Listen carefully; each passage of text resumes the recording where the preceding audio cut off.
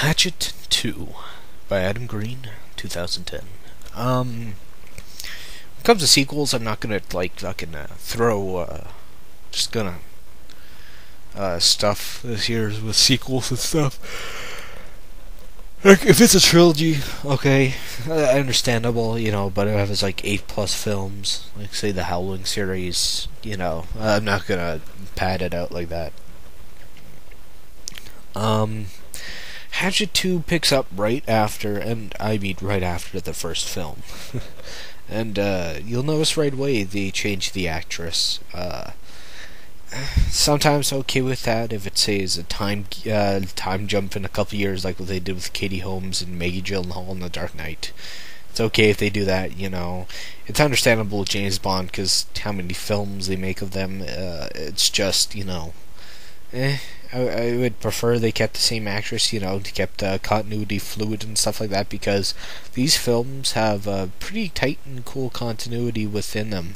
In the opening credits of the second film, they show clothes, hats, bags, and cell phones and stuff that belong to the key characters of the film, scattered all over the swamp and stuff like that. To just say like the stuff that happened in the first film. But that was a cool little touch, just stuff like that. If it worked really well.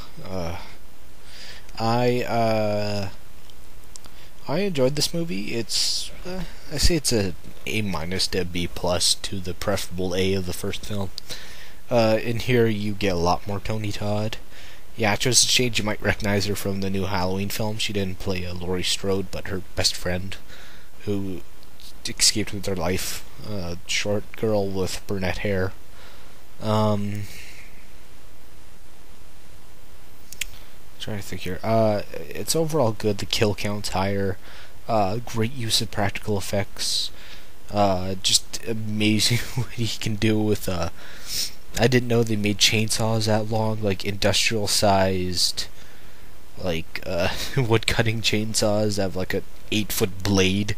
Like, Jesus, I didn't know they made those. That was a little ridiculous. Compensated for something. Kane Hodder's given more to do. He could show off his acting chops. We get an origin story for Victor Crowley, why he's so deformed. We get more stuff like that. He's more magic imbued than just, say, a cursed spirit like the Grudge or something like that. Even from birth, he was magic's been tied to his hip. Overall, it's a pretty good film. I prefer the first over this one. The ending is it has lots of great throwbacks to 80s films, like colorful characters. Great use of practical effects, getting killed off one by one, and stuff like that. Sex, nudity.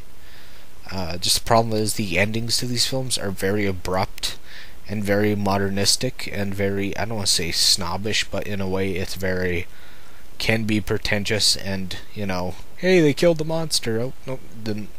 I'm not saying that happens, but that kind of way, it doesn't really end, it just stops. Just the abruptness of it sometimes that I find gets a little bit jarring. I don't want to say jarring, but it gets it just goes 1 to 100 on the spot, and you want the climax to be, something. Because, with Friday the 13th Part 1, where Alice was fighting Pamela Voorhees, spoiler, she was a killer. Sorry, that's a 31-year-old spoiler, too fucking bad. They're fighting and brawling and stuff, and, it wasn't just like 1 to 100. It built up. Go check it out if you like the first film. Hatchet 2, 2010 by Adam Green, and have a happy Halloween, everybody.